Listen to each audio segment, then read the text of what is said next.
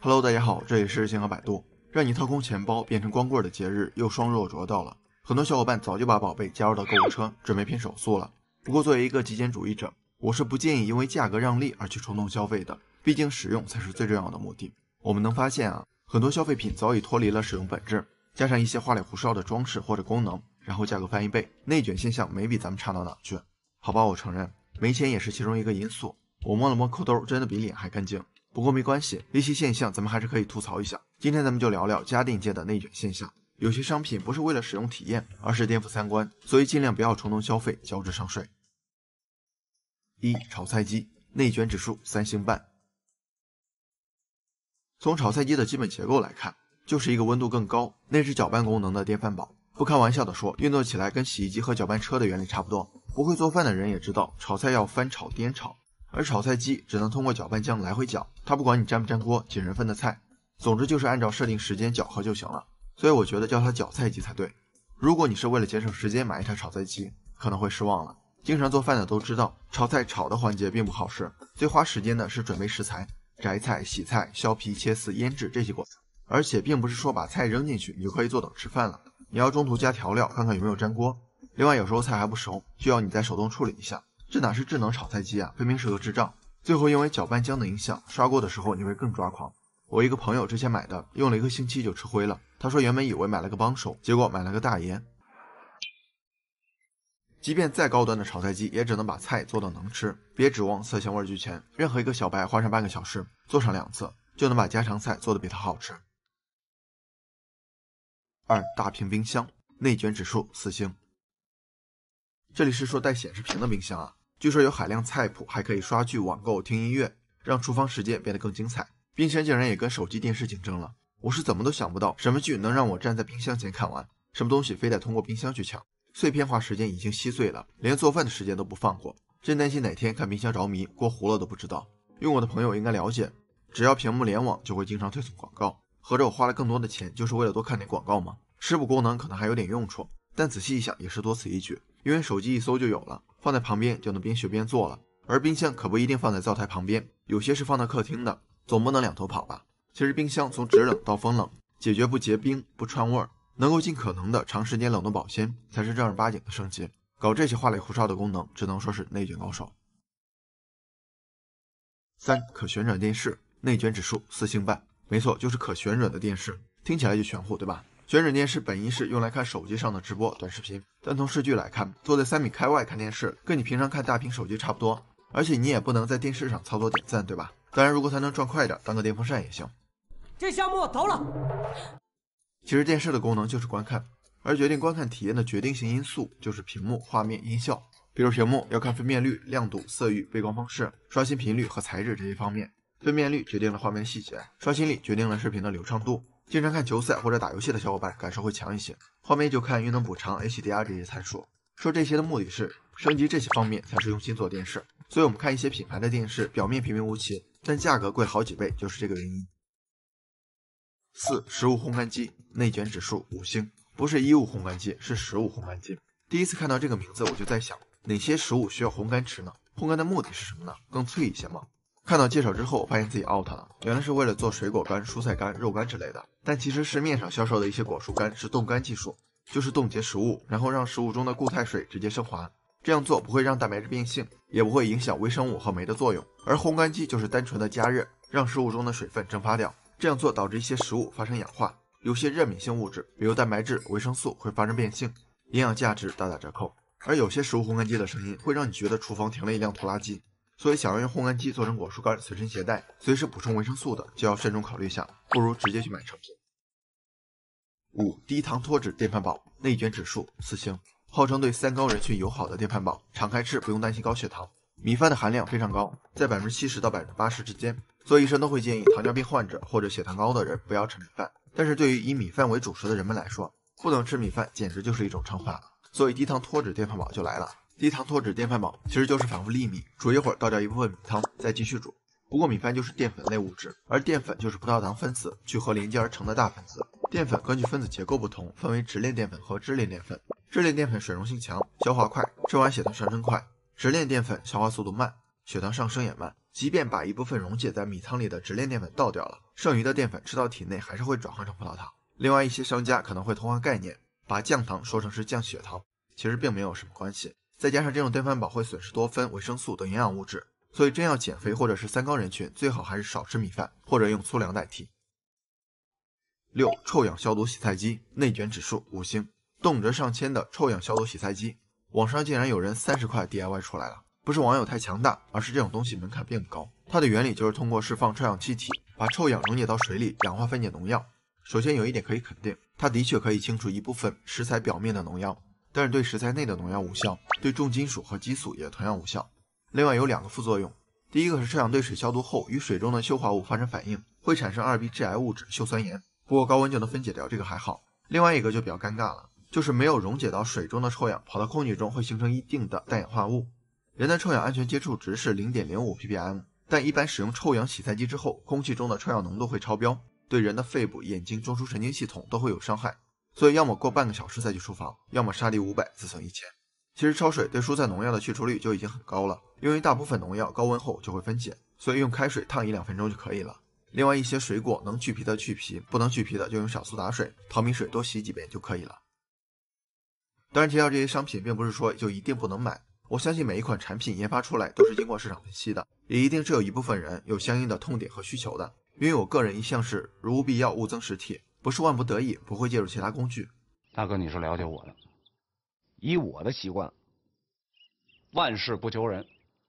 另外我更看重商品本身的使用属性，洗衣机就是洗衣服，洗得干净比啥都强，你要是加个音乐功能，加个看片功能，多少有点不务正业，对吧？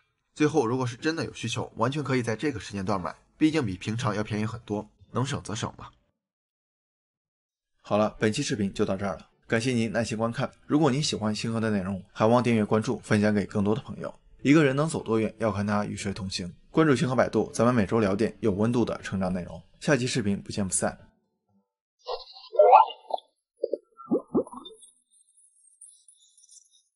有生之年估计很难再看到这样的直播间了。介绍一下下一款产品的细节。不用看细节，直接上链接。由于近期订单量太大，然后我们发货可能会有点慢。哎，不用发货，我就是想花钱。大家一定要看完码数再下单。码数不对，我把自己脚砍了。发货链接现在已经没库存了，你把吊牌发过来就行，我自己缝一件。大家不要盲目购买，一定要理性消费哦。我不行，我就要买。直播间不断被野性消费的网友们刷屏，能不能不优惠？不要发优惠券？有没有满500加100的活动？甚至据说榜爷因为送太多礼物，被小姐姐踢出直播间。这个直播间不是什么网红的，而是一个快要被大家遗忘的品牌——鸿星尔克，喊了多年的 To be number one 的口号，这一次终于可以理直气壮，当仁不让。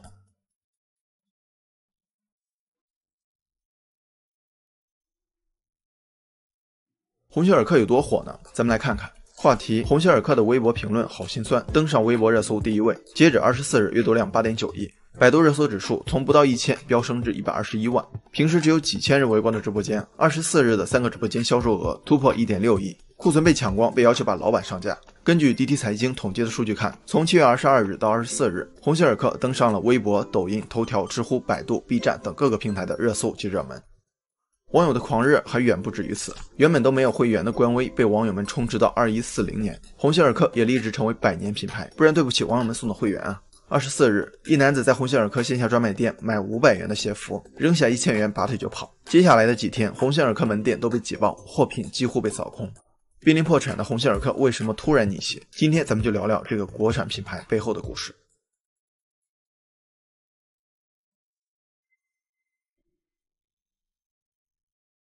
7月21日，一场罕见特大暴雨袭击了河南，随着灾情引起全社会的广泛关注。企业和明星捐款的消息陆续登上微博热搜。当天下午5点多，鸿星尔克也在自己的官方微博发布了向河南灾区捐赠5000万元物资的消息。但到了晚上11点左右，这条官微下面也只有100多条评论。于是有一些网友站出来鸣不平：娘嘞，感觉你都要倒闭了还捐这么多，明星50万直接冲热搜，良心企业5000万评论100多，我真的有点意难平。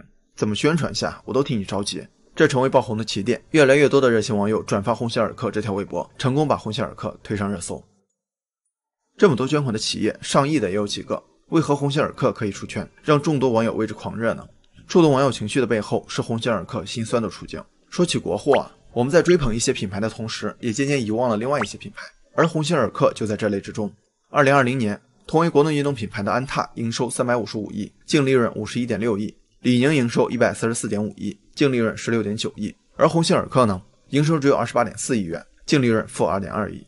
其实近几年鸿星尔克的日子一直不太好过。2011年因财务问题被停牌，这一停牌就是10年，市值大不如从前。2015年鸿星尔克厂房发生火灾，3栋厂房全被烧毁，直接损失10几个亿。最困难的时候，他们的现金流只够维持1个星期。所以有网友爆料，鸿星尔克濒临破产。在长期亏损的情况下，在官温都没有会员的情况下，鸿星尔克豪爽拿出5000万援助河南，这样的良心企业，哪个网友忍心让他倒下？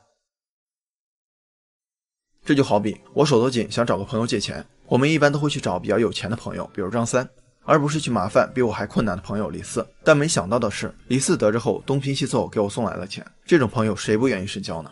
截止23日晚，鸿星尔克首批救援物资5万瓶瓶装水已经抵达郑州。值得一提的是，总裁吴荣照也参与到救援中，与员工一起搬运物资。比起很多网红 P 图捐款、摆拍救援，想尽一切办法借此炒作，鸿星尔克的倾囊相助和低调行事真的是一股清流。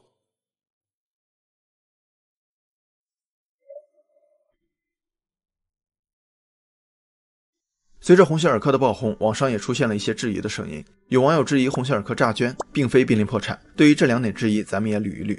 诈捐质疑源于一个微博大 V， 他质问鸿星尔克的5000万捐款是现金还是物资，同时表示可查到的仅有20万瓶矿泉水，其他的捐款或物资都查不到身影。这条微博一度冲上热搜。不过鸿星尔克签约的基金会壹基金马上做出了回应，2000万包括200万元现金和1800万物资，目前20万瓶矿泉水已经抵达灾区。接着郑州慈善总会也回应道，捐赠2900万物资和100万善款，善款已经到账，2900万物资分批次运送。真相终于浮出水面，令所有人欣慰的是，鸿星尔克是绝对清白的。为众人抱心者，不可使其冻毙于风雪。面对善举，我们在质疑之前应该更加谨慎，尤其是一些所谓的大 V， 他们的言论是有一定影响力和传播性的，所以更应该严谨客观，有责任感，而不是张嘴就来。做点实事不比博眼球、燥热点香吗？对于破产一事，总裁吴荣照也亲自辟谣，鸿星尔克确实转型困难，长期亏损，但并没有网友们说的那么严重。事实上，在市场上打拼了21年的鸿星尔克有近3万名员工，虽然在国内的关注度不如耐克、阿迪、李宁、安踏，但是在国内外大大小小的赛事上却总能看到它的身影。而且在2021年中国500强最具价值品牌的排行榜中，鸿星尔克位居第180位，甚至超过了李宁。所以鸿星尔克并没有大家想的这么糟糕，而是一直低调行事，存在感没有那么强而已。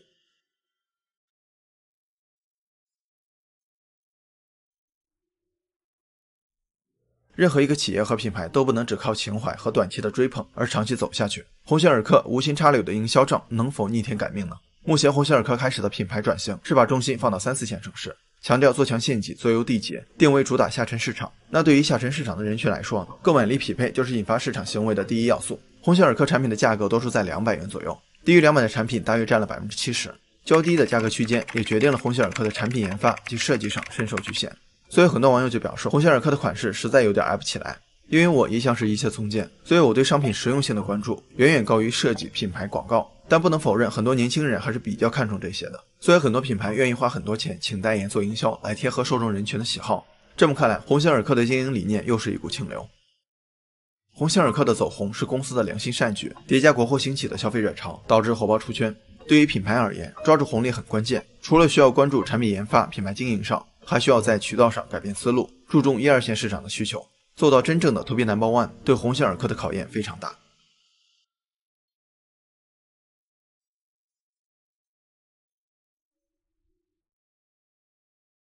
其实像鸿星尔克这样的良心企业还有很多，他们默默捐款，低调的让人心疼。但我觉得有必要让大家认识他们，记住他们。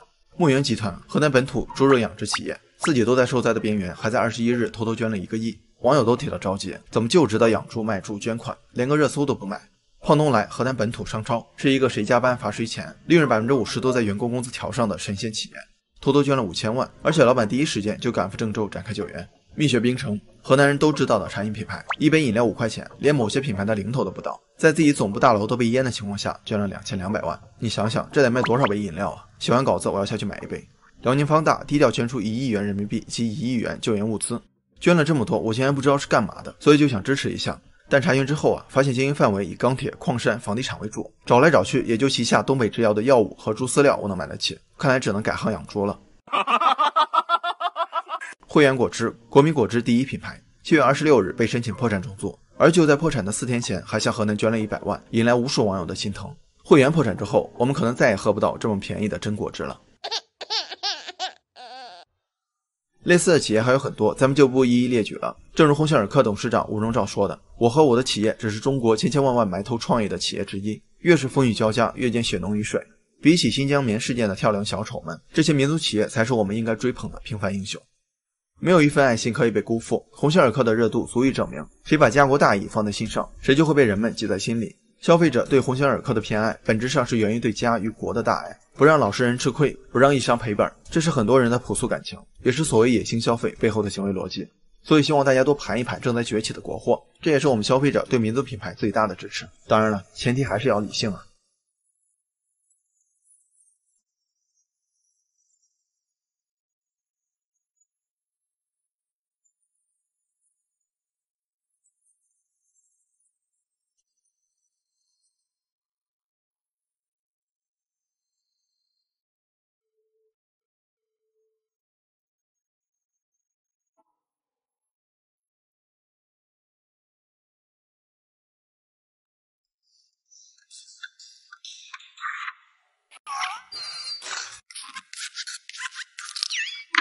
这个片段小伙伴们应该都比较熟悉，它是皮克斯动画电影常见的片头，里面跳跳灯的原型也是来自于皮克斯的第一支动画短片《顽皮跳跳灯》。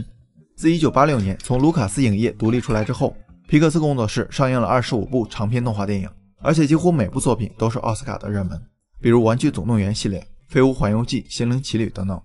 虽说是动画片，但它并不纯粹是逗小孩子开心，很多影片传达的情感内核甚至深深地触动了成年人，这可能也是它叫好又叫座的原因之一。今天咱们通过心理学角度来看看皮克斯动画讲述的心智成长课。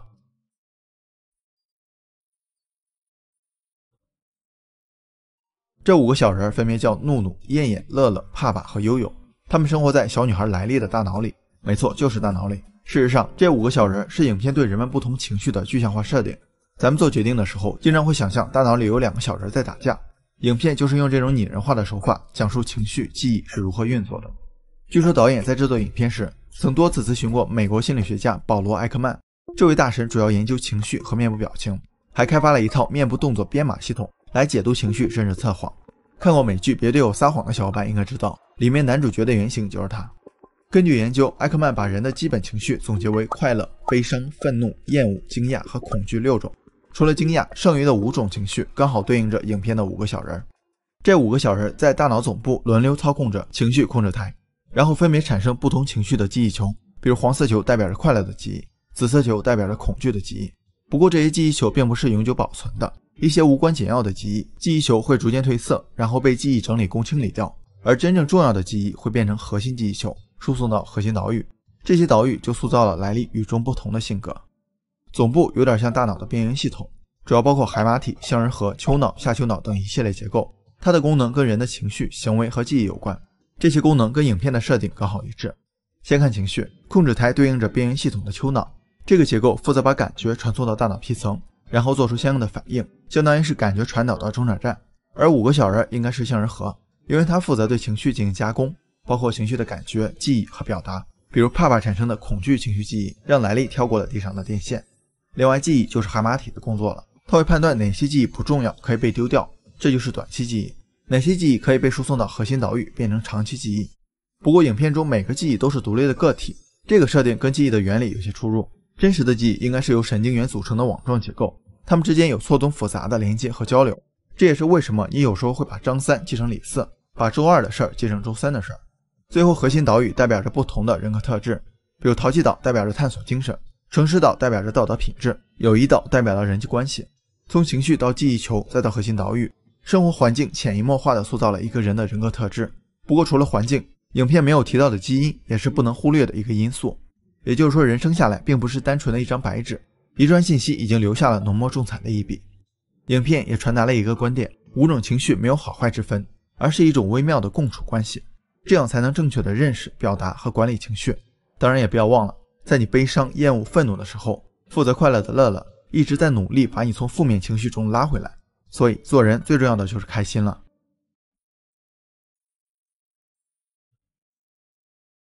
小男孩米格有个音乐梦，但他出生在一个皮鞋世家，而且因为他的高祖父年轻时为了追求音乐梦想而抛弃了妻子和女儿，高祖母深恶痛绝，撕掉了所有高祖父的照片，并且禁止整个家族的人玩音乐。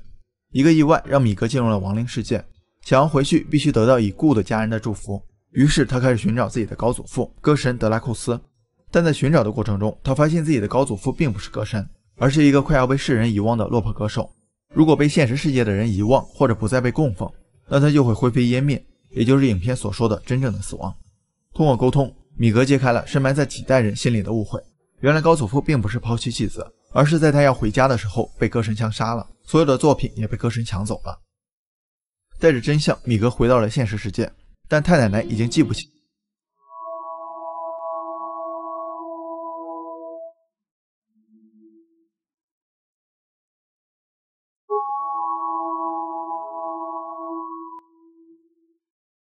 微笑中离世，高祖父也终于在亡灵世界中见到自己的女儿。据说原本这部影片涉及到亡灵题材是不能被引进的，但是在过审的时候看哭了审核人员，于是就破例了。虽然不知道这个说法是否属实，但催泪这个结论我是真的没法质疑。影片披着梦想的外衣，讲述了一部感人至深的亲情戏。小男孩米格追寻梦想的过程，也是原生家庭自我疗愈的过程。我们每个人都和自己的原生家庭有着千丝万缕的关系。原生家庭的影响就像父母的基因一样，刻在了我们的人格特质、行为模式里。米格的父辈们就是原生家庭复制粘贴的真实写照，一代一代只爱做鞋不爱音乐。不过到了米格这一代，出现了戏剧冲突，也撕开了有毒的原生家庭的遮羞布。苏珊·福尔德在原生家庭里提到，健康的和有毒的家庭体系最大的区别在于，家庭成员作为个体拥有多少表达自己想法的自由度。健康的家庭推崇个性、个人责任和独立，鼓励孩子发展自己的满足感和自尊心，这在米格的家庭里显然是不存在的。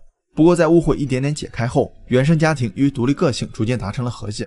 就像高祖母伊梅尔达给米格的3次祝福：第一次，我祝福你，但你以后不能碰音乐；第二次，我祝福你，但永远别忘了你的家人有多爱你；第三次，我祝福你没有任何条件。从绝对的控制到有条件的爱，再到放手和尊重，亲情的微妙转变令人向往和感动。不过现实中的原生家庭，父辈们几乎不可能承认自己的错误，更不可能妥协让步。我们也很容易像刚开始的米格一样，表面顺从，内心抵抗。其实在成年之后，原生家庭的影响会越来越小，但很多人还是会复制父母的那一套观念和行为，或者保留着童年的思想和感觉。这就好比原生家庭关上了一扇门，你自己又加了一道锁。跟这种做法比起来，培养成人自我状态或许是更好的选择，就是可以有自己独立的人格，有理性的思考和判断能力，对问题做出合理的分析和决策。这些并不是为了证明谁对谁错，而是本着求同存异的态度，你可以做自己，父母也无需改变他们的样子。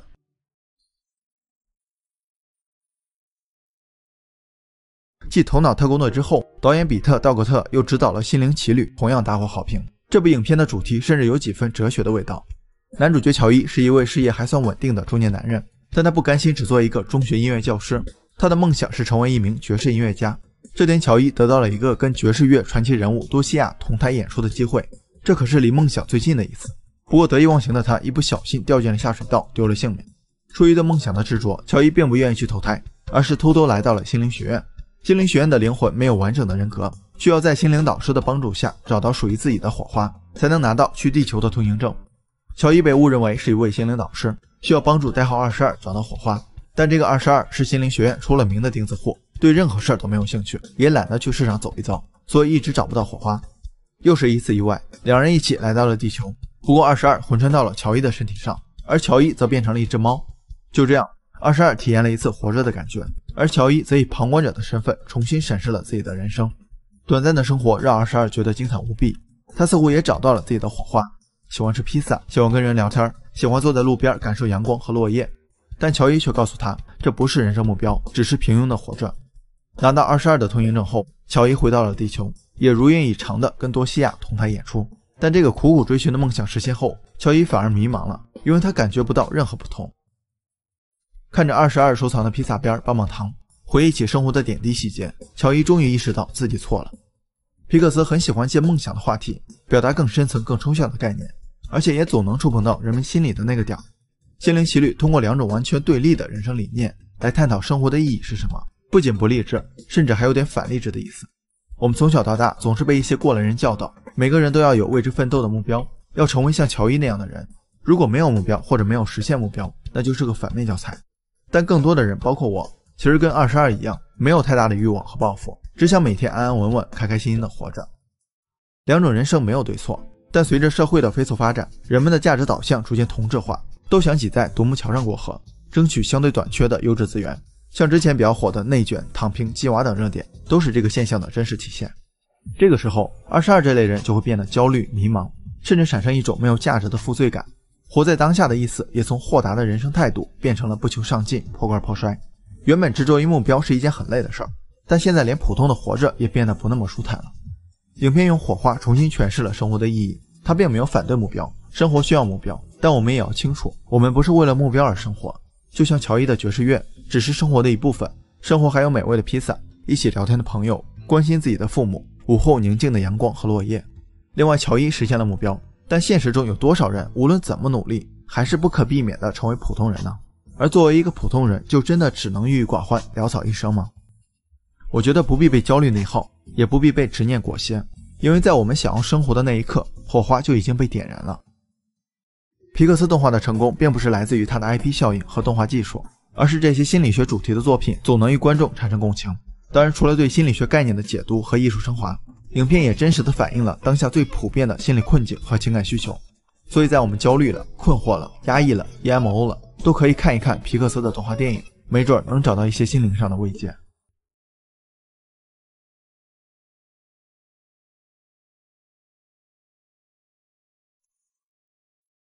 当幸福来敲门，大家应该都看过吧？克里斯最窘迫的时候，银行账户只有21美元，被妻子抛弃，被房东赶出公寓，带着孩子沦落街头，在地铁站的公厕里用脚顶着门过夜。我一个朋友跟我说，自己一个大老爷们儿看到这里，第一次忍不住泪如泉涌。现在想想，影片前半部分就是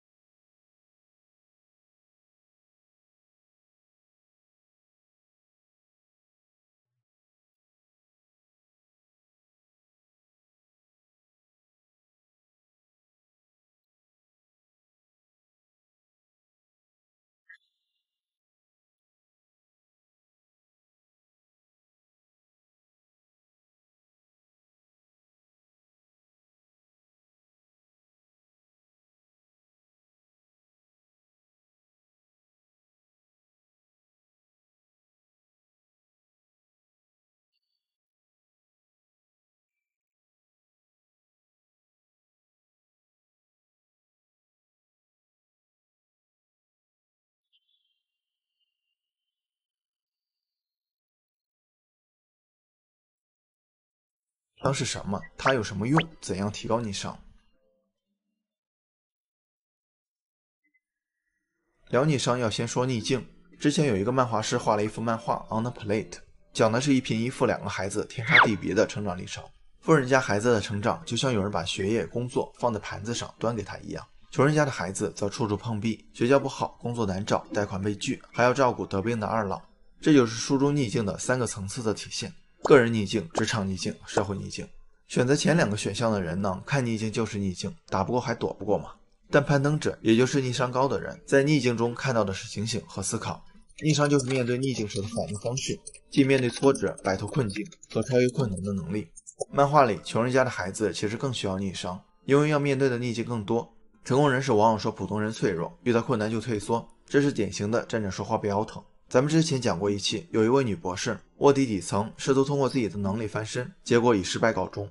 富人在优越的条件下，体会不到穷人的辛酸苦楚，所以很多时候听他们讲成功学，除了听懂掌声，不具有实际意义。毕竟在退潮的时候才知道谁没穿泳裤。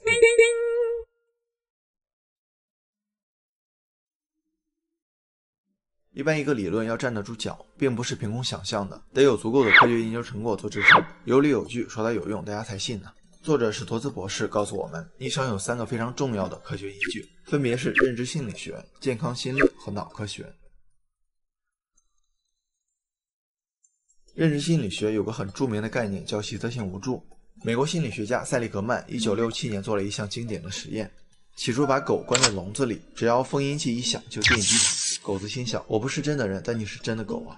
狗被关在笼子里逃不了，多次实验后打开笼子，封音器再次响起，小狗不但不逃，而且在电击前就先倒地，开始呻吟和颤抖。本来可以主动的逃避，却绝望的等待痛苦的来临，这就是习得性无助。